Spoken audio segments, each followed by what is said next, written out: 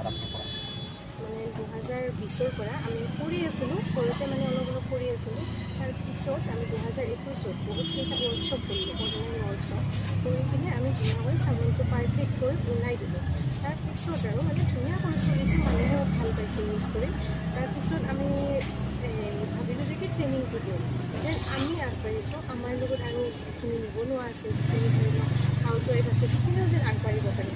যেন আমি যেনেকৈ ধৰি লওক আমিও কিবা এটা ধৰি লওক পাৱাৰ কাৰণে আমি আগবাঢ়িছিলোঁ, যিহেতু আমি ভালকৈ চলি আছোঁ, আমি কৰিব পাৰিছোঁ বা ভালকৈ কৰি আছোঁ, সেইকাৰণে যেন বেলেগেও কৰিব পাৰে। সেইকাৰণে আমি ট্ৰেইনিংটো দিয়া মানে সেই কৰিলোঁ। তাৰপিছত এতিয়া মানে আৰু ট্ৰেইনিংটো দি আছোঁ বিভিন্ন ডিষ্ট্ৰিক্টৰ পৰা।